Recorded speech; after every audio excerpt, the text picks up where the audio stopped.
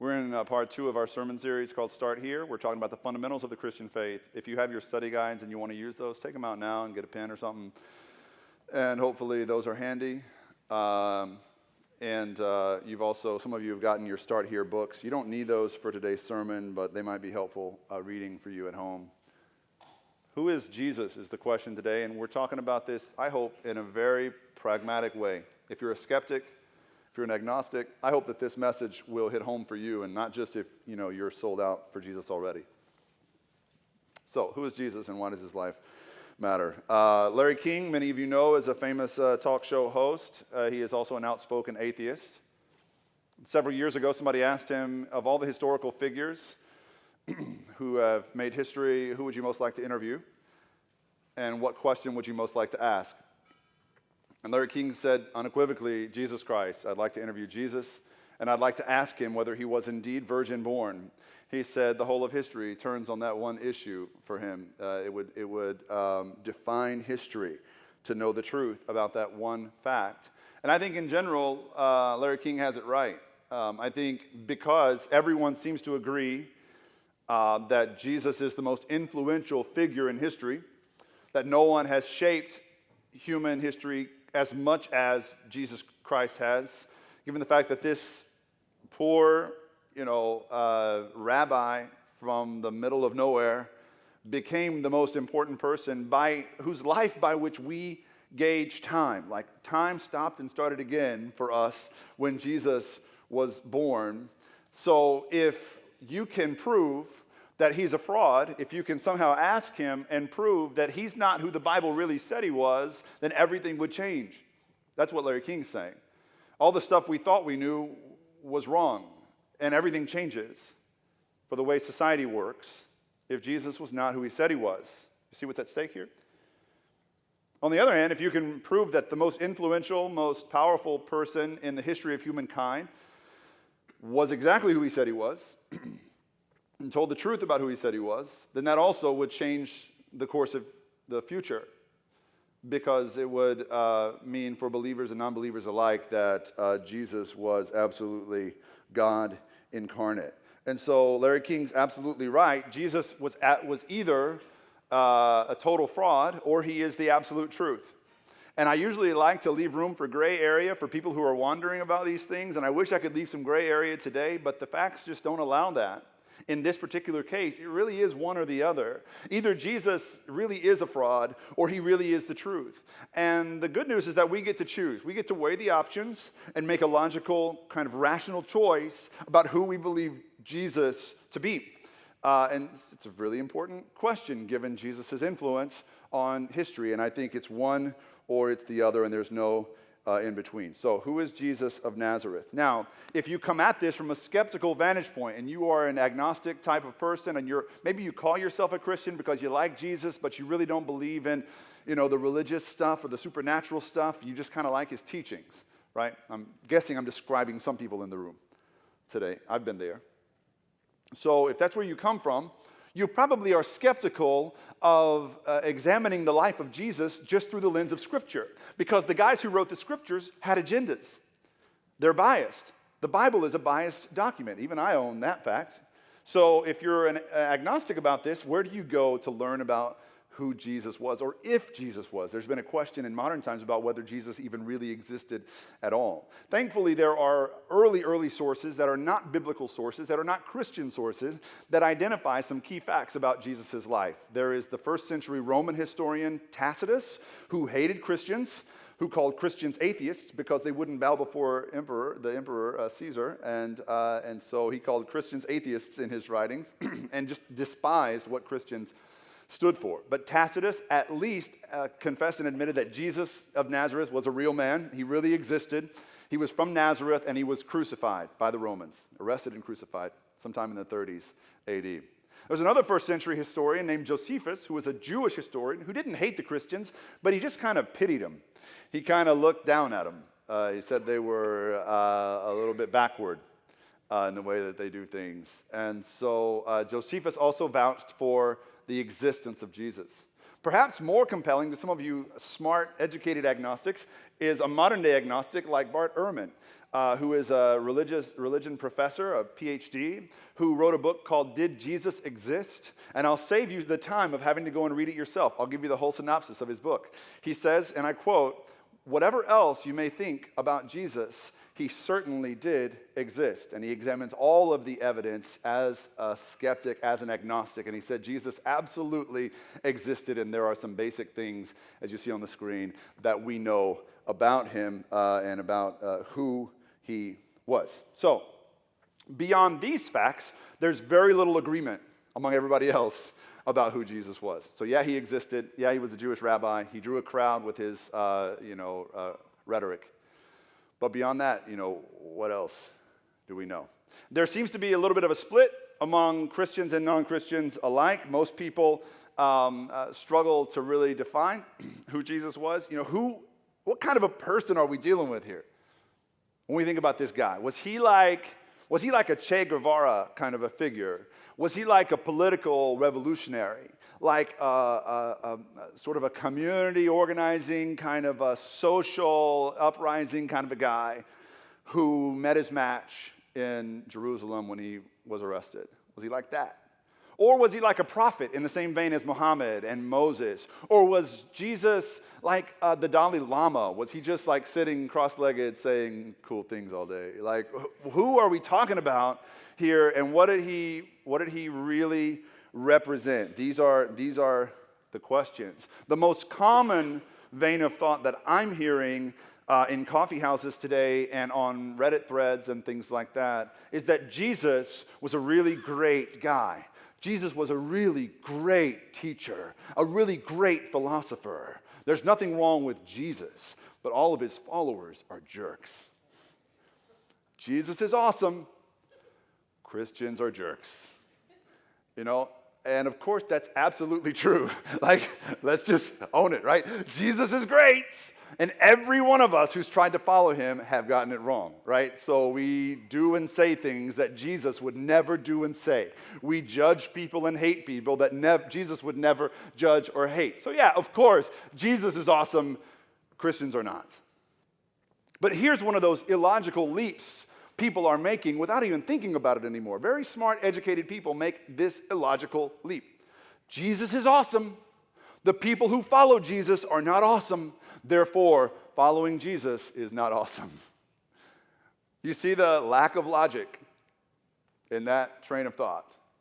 But that is, I think, where most agnostic people, where most skeptics land. We have a very high level of respect for Jesus, a very low level of respect for his church, and therefore his movement is sort of delegitimized in our culture.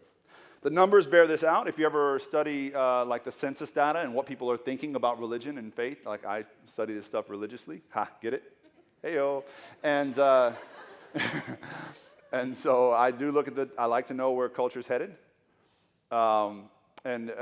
So what's happening right now in the latest data is that 90% of Americans hold Jesus in the highest esteem. So the only historical figure that is held in higher esteem than Jesus is Abraham Lincoln. He's at 91%, which I don't quite get. Like, he let that war go on for a long time, I think it was the top hat that just sets him over the top. If Jesus had a top hat, I feel like Jesus might be in the first place. But 90% of Americans hold Jesus in the highest esteem, have the utmost respect for Jesus. But only 68% of Americans today call themselves Christians. So we have 90% that say Jesus is absolutely the coolest. 68% of Americans say we're Christians. Only 40% of Americans say we regularly worship Jesus with other believers. And the worst part of that, 40%, is that half of them are lying because in truth, only 20% of Americans regularly worship Jesus with other Christians. So, there's another example of Christian hypocrisy. Half of us that say we love him kind of don't all the time. We're liars, half of us. And so it's a little bit of a conundrum. These numbers, they don't add up. How can you say I hold Jesus in the utmost respect, utmost esteem, 90% of us, But most of us don't do the one thing he asked us to do most often, which is to follow him. So there's a disconnect in our culture right now. And I think it comes back to this idea that we want, more than ever, people today want to embrace Jesus the man while denying Jesus as divine. We want to appreciate Jesus' philosophy while rejecting his divinity. Because his philosophy is easy to talk about. We all love the do unto others stuff. We love the love your enemy stuff. We love the prodigal son and the good Samaritan. All that stuff we love. But all the other stuff, the magic stuff, the resurrection stuff, the virgin birth stuff, can we just not talk about that? Because I like this part of Jesus, but I don't like that part of Jesus. I think more and more this is where people are landing with Jesus. I think that's why the numbers don't add up the way they should. And I just want to say that there's a problem with that line of thinking. You can't really have it both ways. You can't so easily distinguish Jesus' philosophy from his divinity. You can't separate his teachings from his resurrection. Why? Because both things come from the same source. The same sources give us both sides of this man's life. And so you can't say on the one hand, these sources are absolutely credible because they gave us this awesome stuff we love. And on the other hand, these sources are absolutely biased and we can't believe this stuff at all. Because the same New Testament writers, most of whom knew Jesus personally and the rest of whom were his contemporaries and knew the people who loved Jesus and followed him for 3 years, the same people give us this information. So it's all throughout the New Testament, not just in one or two places. The same people that give us his teachings, all the stuff we love, give us his resurrection and all the stuff we struggle with. And so it's either credible or it's not. They are either believable or you have to throw them out completely because it comes from the same place. So here we go. This is from the Gospel of Mark.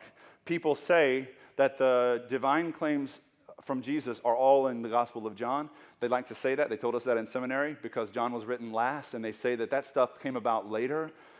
That the divine claims about Jesus were a later kind of a concoction brought up, later in the movement. But here we have the first gospel that was written. Mark was the first one written. And this is what Jesus says in the Gospel of Mark. Here we go. Again, the high priest asked Jesus, "Are you the Messiah, the Son of the Blessed One?" And Jesus said, "I am. And you will see the Son of Man seated at the right hand of the power and coming with the clouds of heaven." Does this sound like the words of a wise philosopher? Or just a good teacher? Or a really good guy? And then we have one of the earliest letters of Paul. Paul actually wrote his letters before the Gospels were written. And this is what Paul said about Jesus in Colossians. "As you therefore have received Christ Jesus the Lord, continue to live your lives in him, rooted and built up in him and established in the faith, just as you were taught, abounding in thanksgiving. See to it that no one takes you captive through philosophy and empty deceit, according to human tradition, according to the elemental spirits of the universe, and not according to Christ." Read this line with me, please. "For in him the whole fullness of deity dwells bodily." Let's read it again. "For in him the whole fullness of deity dwells bodily. And you have come to fullness in him." These are the words of Paul, who's clearly of the persuasion that Jesus was more than just a really good guy. What I want to say to you is that you can take the writings of the New Testament and believe them, or you can take the writings of the New Testament and throw them in your fireplace. But can we just please be done with this idea that Jesus is just a really good teacher, that Jesus is just a really good guy who's there for you when you need him? Can we just dispel with any notion that Jesus was somewhere in the middle of the road? I have to give you an obligatory C.S. Lewis quote in order to keep my pastor card today. Is that okay? Can I give you another C.S. Lewis quote? We're going to do that quite a lot. Here we go. Do we have the C.S. Lewis quote? "A man who was merely a man and said the sort of things Jesus said would not be a great moral teacher. He would either be a lunatic or on the level with a man who says he is a poached egg. Or he would be the devil of hell. You must make your choice. Either this was and is the Son of God, or else a madman, or something worse. You can shut him up for a fool, or you can fall at his feet and call him Lord and God, but let us not come with any patronizing nonsense about his being a great human teacher. He has not left that open to us. So the question of who is Jesus is really a multiple choice question, and we have a choice to make. A, Jesus is who he said he was, uniquely God incarnate, God in the flesh, the Messiah, the Son of God, who sits at the right hand of the Father and will come again in glory, and invites you into relationship today with God through him. Or B, Jesus is a compulsive liar with delusions of grandeur, in the same vein as David Koresh or Jim Jones. Or C, Jesus is a talented man at the center of history's greatest conspiracy. Now, when I press my agnostic friends for answers about who they're really saying Jesus is, when they say, I like this stuff of Jesus, but not that stuff, what they're really saying is that they believe C to be true. They believe that Jesus was a great man and his followers just got carried away. That after Jesus was gone, they so desperately wanted the movement to continue that they just made stuff up. They either stole the body and kept the secret, and Jesus' body is hidden somewhere under the Vatican, or something, according to Dan Brown probably. Or somebody else stole the body and they just went with it. Or, they just started spreading the lies, with or without a body. They just said, this guy came back from the dead and he's a really great guy and you should believe in him. And because they were such persuasive academics and rhetoricians, everybody just happened to believe what they were saying. Never mind the fact that they were all illiterate. Never mind the fact that they were all uneducated. Never mind the fact that they couldn't string two sentences together when they were following Jesus around and he was frustrated to no end with their lack of, thinking. Never mind that they were Jews who hated Gentiles. And never mind the fact that many of the first Christians that were converted to Christianity were Gentiles who had before hated the Jews. Never mind the fact that a few days before all this, a third of them were turning tricks on the streets. Never mind the fact that it's the most unlikely scenario you could ever contrive of. Never mind the fact that they were all teenagers. Teenagers? Does anybody here really believe that teenagers could be so conniving and cunning as to... don't answer that last question. All right, because I'm afraid you're going to become an atheist. In all seriousness, these are the questions you have to consider. If you're going to choose B or C, you have to explain that to me. When it comes to the most important figure in human history, we all get to make the choice, but we have to explain why and how we come to that choice. How did Peter and 10 teenagers become 10,000 Christians after the resurrection of Jesus? How did 10,000 men, women, and children become 1 million Christians by the end of the first century? Was this just coincidental? Was this the product of a hoax put on by fishermen, construction workers, day laborers, and prostitutes? Was this some kind of a trick? The Bible says it's because the original dudes that were following Jesus around never backed off their claims. And even in the face of the worst kinds of persecution, those 11 disciples stood strong. 10 of them were crucified upside down, some of them. They were beheaded. They were burned at the stake. The other one of them, John, was boiled in boiling hot oil and somehow survived in front of a crowd at the Colosseum. Hundreds of others were stoned to death in the streets. Hundreds more faced other kinds of persecution, fed to lions in the Colosseum. And these are all stories, by the way, that are not just found in the Bible. Josephus, among others, talks about the horrible things the first Christians went up against. And every time they faced death for the sake of Christ, they were given the choice to back off of their claims. And if it was a hoax, if it was a trick, you would think that some of them would be like, guys, I am so sorry about this. Did you guys hear us saying that he was resurrected? We were saying he was arrested. He had been arrested. I'm going to go back to fishing now, if that's okay. That's what you would expect if you're a C person, right, on the multiple choice. So can this sort of thing be explained away? Absolutely, it can be explained away. The idea that someone would give their life for their religion is nothing new to the human experience. You could say, and I've heard people say this about the first Christians, they were religious fanatics. Not unlike, Islamic extremists that we see today, giving their lives away for what they believe in, hoping in some reward in the great hereafter. And you could absolutely explain away the courage of the early Christians. But you have to press yourself beyond such simplistic notions. You have to press yourself to realize the early Christians were nothing like the Islamic extremists of today or any religious fanaticism we've witnessed in the world.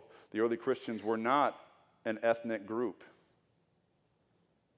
They were not bound by their ethnicity or nationality. They had not been oppressed as a people by the same nation state for generations.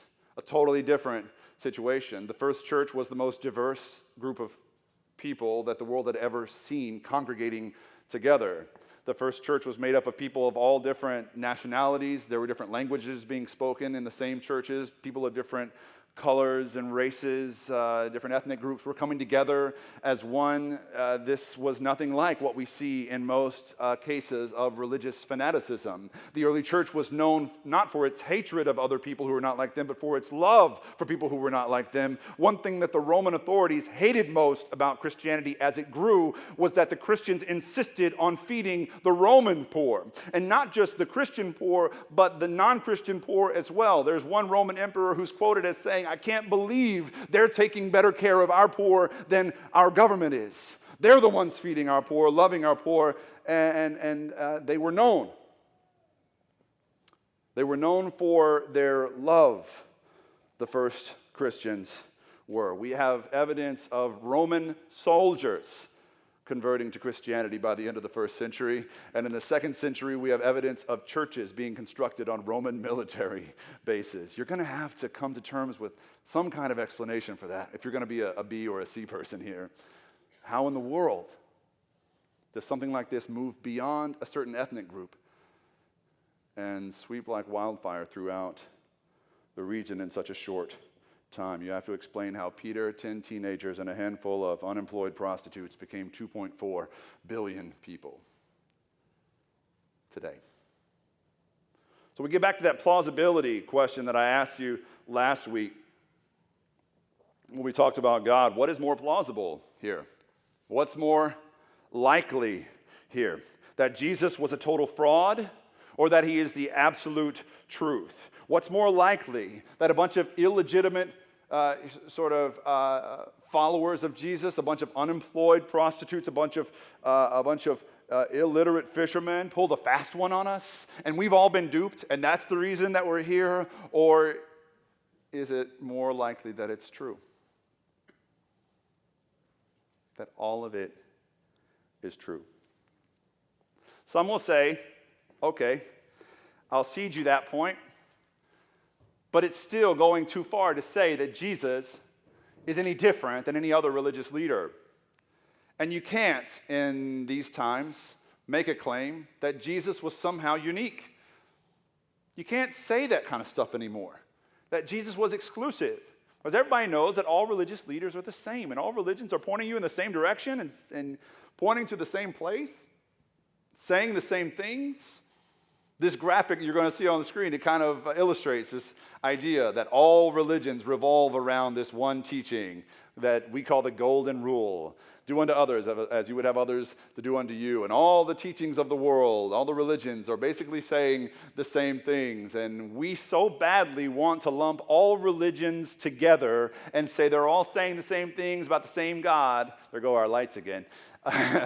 and same things about the same God. And it's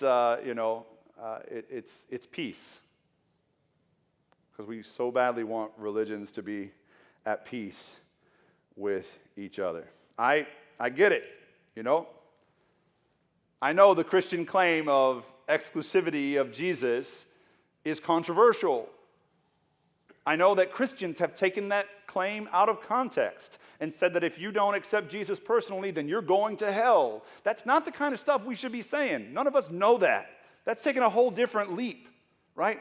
When we talk about who Jesus was, we're talking about his identity, not what it means for the eternal soul of every living human being. We don't know the answer to that question. We're just talking about who Jesus was. And we got to get clear about this, that Jesus leaves us no middle ground here.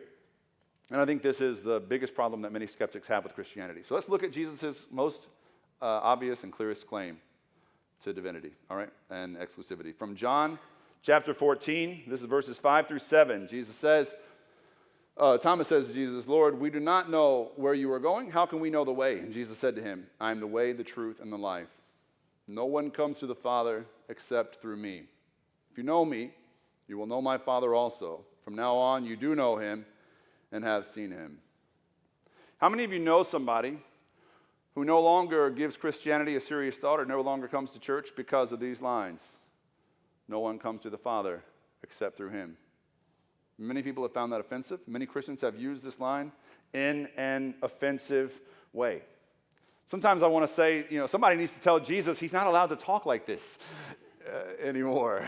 Like, Jesus, this is offensive. And when you say things like this is how wars start, Jesus. And this is the reason people don't come to church. Like, we're smarter than Jesus about these kinds of things. We're more tolerant or we're more enlightened about such things. Hey, I've been there, man. I've been in that mindset where you're like embarrassed about a passage like this. And you're like, I'm a Christian, but I'm not one of those Christians. I think we're all going in the same place or whatever. And I don't really believe in the exclusivity of it. I used to be there. Jesus isn't the only way. Jesus is just my only way. That kind of stuff that we try to say to step around the issue. And here's the problem with that thinking. And look, I'm trying not to be a jerk about this, but here's the problem with that thinking. It's articulated so well by N.T. Wright, a great author and thinker. He says the trouble with this thinking is that it doesn't work. If you dethrone Jesus, you enthrone something or someone else instead. The belief that all religions are really the same sounds nice and democratic, though the study of religions quickly shows that it isn't true. What you are really saying, if you claim that they're all the same, is that none of them are more than distant echoes, distorted images of reality. You're saying that reality, God, the divine, is remote and unknowable, and that neither Jesus nor Buddha nor Moses nor Krishna gives us direct access to it. They all provide a way towards the foothills of the mountain, not the way to the summit. So the only way you can be respectful of world religions is by acknowledging that they're all different. The only equality that you find by lumping all religions into the same box and saying they all say the same things is that you equally offend all the world's religions because they all make different claims. And it's only logical to assume that some will be truer than others, and that some may be better or more legitimate than others. We have to get beyond political correctness to really get to the heart of the matter. And look, the Christian claim is a unique one. The Christian claim is a different one. There's nothing in the Bible that indicates that Jesus came to be one more path to the same place, or just one more prophet pointing people toward God. Jesus came to show us God, not just to show us the way toward God. This is the uniqueness of the Christian claim. It's not that if you don't know Jesus, you're not going to heaven. It's that Jesus comes to show us God, not just to point us the way to God, not just to show us how you have to behave in order to know God. Jesus came to chase you down so that you will know the love of God. In the form of a human, Jesus came. God came chasing after us. And that's the audacious claim of Christianity. Now, here we go. If Jesus is wrong, if that's where you land on this, I've got some good news for you. You get your Sunday mornings back. You can sleep in next week. That sound pretty good? You can get your keep your PJs on, and read the paper, if anyone gets a paper anymore, and just sit back. You get your tithes and offerings back, like not the ones you gave, but the ones you would have given. There's no refunds at the store, Houston. You have to read the small print. If he was wrong, that's the good news. But if he was right, I've got some even better news.